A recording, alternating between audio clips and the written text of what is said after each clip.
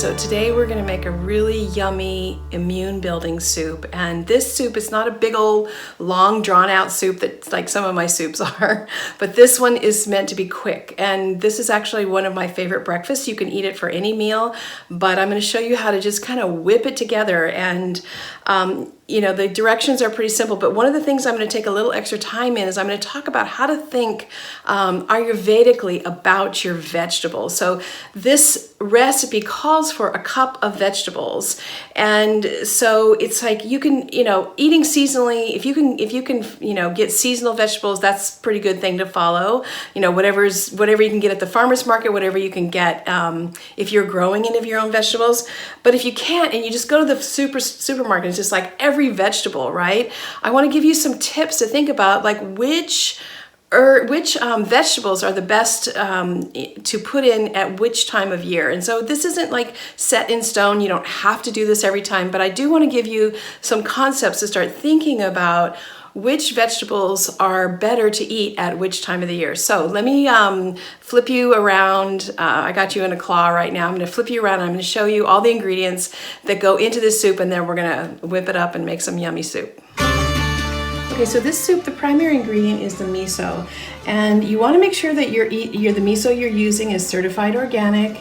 And I really like this company, South River. If your grocery store doesn't carry it, you can get this. This company makes all different kinds, and you can get it online. But you know, if you have a local store that carries an organic miso, you can use any kind of miso.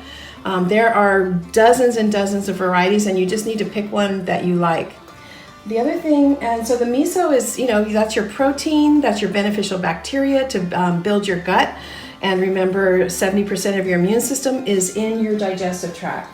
Then we're gonna add some tahini, and we're gonna add just like a teaspoon of tahini. And you wanna make sure it's raw and organic. It's made from sesame seeds.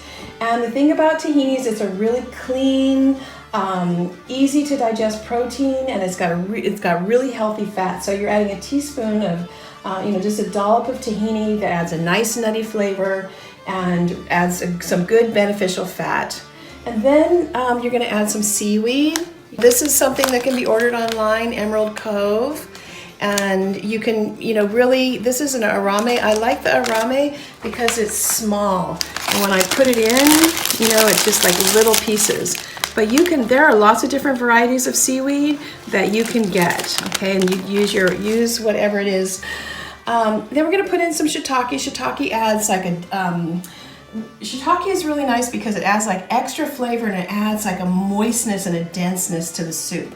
And so they're just good. I like to add some shiitake.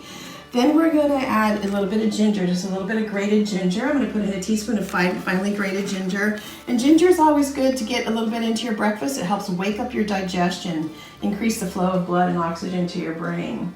And then we're gonna add some astragalus, and we're gonna put in 4 of these. You just get these like slices, like they're about thumb size, and I usually put in about 4 of these thumb size. And astragalus is really good. It's one of the great immune boosting herbs that lends itself so well to putting in soups. It has a mildly sweet flavor, but the thing is you got to make sure you remove this from the soup before you eat the soup, or people are like, what's the wood in my soup? But this is a great immune boosting, builds the immune system, and so it's good to have in your soup. And the other thing we're going to put in is the maitake mushrooms. And this is the company, these are dried. And this is what I make the broth with. And you can get this company online. They have all different kind of dried mushrooms. You can use any kind of dried mushroom you like. I love maitake because it's really a great immune boosting. It's really helps to increase your immunity on all levels. Maitake is a Japanese word for dancing, and so this is a dancing mushroom. So the thing is you can really, we're making the broth with maitake, and we're putting in shiitake. And so the thing about is the mushrooms give the miso flavor, the miso soup some depth, but you do not want to use mushrooms that are not organic from the store. Any mushroom that you eat should be organic. Okay, so this recipe calls for a cup of vegetables, And what I want to do is give you a way of thinking about which vegetables I use which time of the year. And so spring, right? Spring is when the earth is starting to wake up. The river, the ice is starting to melt and the rivers are starting to flow. And so I use more spicy things like garlic, green onions, scallion, and also this is the time of year when I use daikon radish. Daikon radish is spicy, and these, it's also, I'll put dandelion in the springtime, because what these bitter spicy herbs do is they help to, they really mimic what the body needs in springtime. The body needs to have things, you know, a little bit more bitter, a little bit more spicy, so that you get things moving. You move out the stagnation of winter, okay? And so in spring, summer, I use more light greens like your kale, chard, spinach, and I also use a lot of zucchini. Zucchini is a great cooling vegetable that really is good to put in the summer. And in the fall, when things get a little bit drier, I use more dense root vegetables like parsnip, turnip.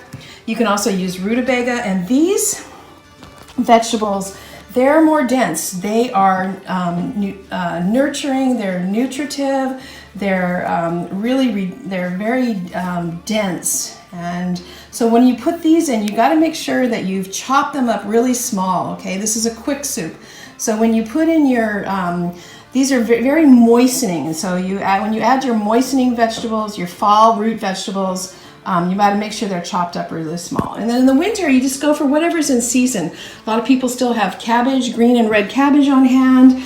Cauliflower is a little bit more drying of a vegetable, so it's a good, you know, and it's a winter crop. So we put a lot of cauliflower in the soup. But again, you know, go for whatever you can get. This isn't set in stone, but I just wanted to give you the idea that during the fall, we use more moistening vegetables. In the summer, we use lighter, more cooling vegetables. And in the spring, we use more spicy, bitter vegetables. And then there's bok choy, and I use bok choy in my soup pretty much all year round. Actually, the two vegetables I use all year round are zucchini and bok choy, and I almost always add green onion. But I can get really good bok choy all year round where I live, and I love adding bok choy. So there you go. Okay, so let's talk about the stock that we're going to use. So this is maitake mushroom broth that I made, and it basically is 1 tablespoon of crushed up dried maitake mushroom in a quart of water that I let sit overnight, okay? So this is what we're going to use, but you can use any kind of stock. You can use water if you want. You can use bone broth, you can use vegetable broth, you can use broth that you buy. But let me just show you really quickly what I do for this. So I get my dried maitake mushrooms, and I just crumble them up. If you're going to do a big batch, you can put it into a coffee grinder or something like that. But these mushrooms they're precious, and so when I put it in the coffee grinder, I lose some. So I just do it by hand, and I just kind of crumble it up, and I put a tablespoon of little pieces of maitake, and then I fill up a jar with water, a quart jar. And I'm going to put a little bit more maitake in, and then I'm just going to let this sit overnight and let the maitake mushroom, the dried maitake mushroom, infuse into the water. Okay, shake it up and set that aside, and I'll set that aside for something that I'm going to do tomorrow. But here is our broth right here that we are going to use in our immune boosting miso soup.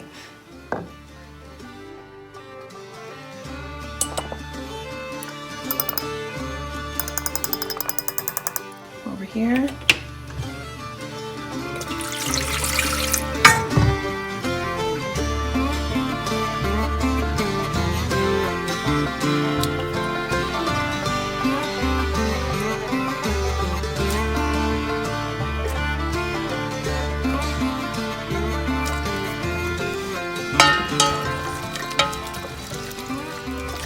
And you just let this sit. Let this cook on medium until the vegetables are soft.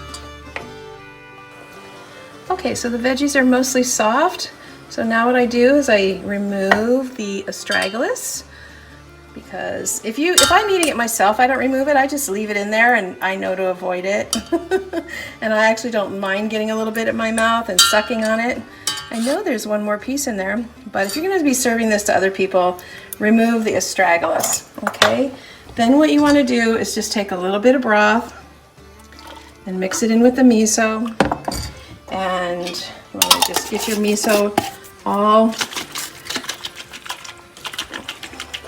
mixed into the broth so that it will easily mix into your soup. So you do that with the miso. Pour the miso in, and we've turned the stove off. And this is when I add in my teaspoon of tahini.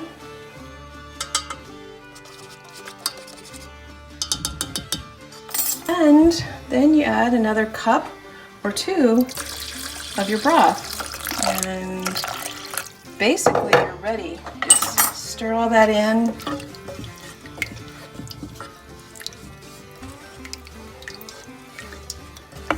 And this soup is ready to eat.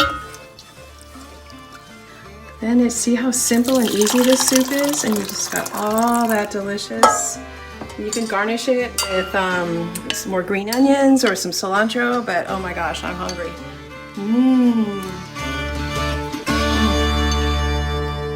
Yum. Immune soup for you.